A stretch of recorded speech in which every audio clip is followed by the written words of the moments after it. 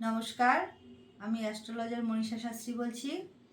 যেসব জাতক জাতিকারা চাকরির জন্য পরীক্ষা দিচ্ছেন বা চাকরির জন্য চেষ্টা করছেন, সেই সব জাতক জাতিকাদের বলছি আপনারা আপনাদের রাশিচক্রটাকে একটু ভালো করে অ্যানালাইসিস করে নিন।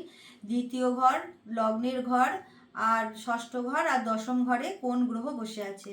যদি এদের ক্ষেত্র বিনিময় হয় বা লগ্ন দ্বিতীয় ষষ্ঠ আর দশম ঘর শুভ থাকে, তাহলে কিন্তু বলা যেতেই পারে যে আপনারা চাকরি পাবেন।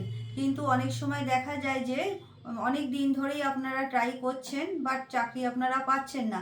সেক্ষেত্রে কিন্তু হয়তো আপনাদের রাশিচক্রে ব্যবসার জায়গাটা ভালো আছে বা প্রফেশনের জায়গা ভালো আছে বা অন্য কোনো কাজ আপনাদের রাশিচক্রে ভালো আছে, কিন্তু আপনাদের রাশিচক্রটাকে একটু দেখে নেওয়ার দরকার। যদি আপনারা চাকরির জন্য ট্রাই করছেন, তো ষষ্ঠ ঘরের অধিপতি যদি দশমে থাকে বা দশম ঘর যদি শুভ থাকে, শুভ নক্ষত্রে থাকে, লগ্নপতি যদি স্ট্রং থাকে, তাহলে কিন্তু বলা যেতেই পারে যে আপনারা চাকরির জন্য চেষ্টা করছেন, অবশ্যই পাবেন। কিন্তু কোন সময় পাবেন সেটা দেখার জন্য কিন্তু অবশ্যই আপনাদের বর্তমান সময়ে কোন পতির দশা চলছে, সেটা লগ্ন দ্বিতীয় ষষ্ঠ না দশম না একাদশ, সেটা কিন্তু অবশ্যই দেখার দরকার।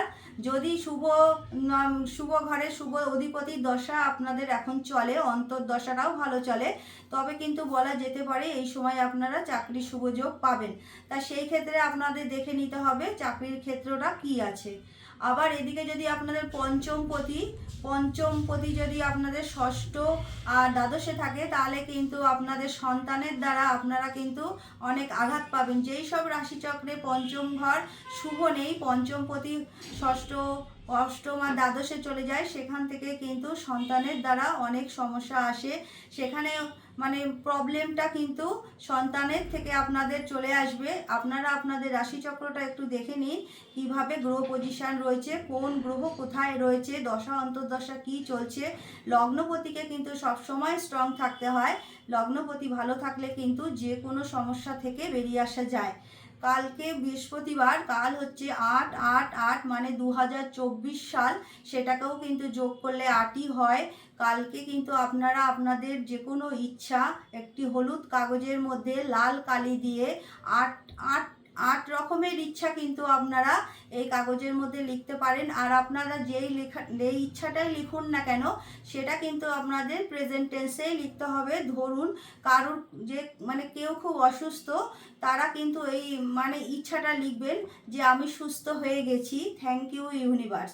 আবার ধরুন কারুর সন্তান নিয়ে খুব সমস্যা, তারা লিখতে পারেন আমার সন্তানের থেকে আমি শান্তি পাচ্ছি, আমার সন্তান ভালো হয়ে গেছে, থ্যাংক ইউ ইউনিভার্স।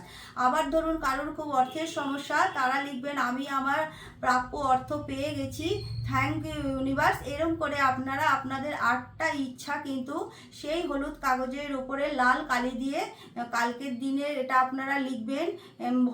ইউনিভার্সের কাছে আপনারা এটা লিখে যে কোনো একটা জায়গায়, যেখানে আর কারুর হাত পড়বে না, বা ঠাকুর ঘরে বা যে কোনো একটা জায়গায় আপনারা এটা সযত্নে রেখে দেবেন। আপনাদের এই ইচ্ছাগুলো অবশ্যই পূর্ণ হবে। কালকেই কিন্তু সেই দিন, ইচ্ছা পূরণের দিন। এই দিনটা আপনারা আপনাদের মতো করে সুন্দর করে আপনাদের ইচ্ছাগুলো ইউনিভার্সের কাছে জানিয়ে রাখবেন।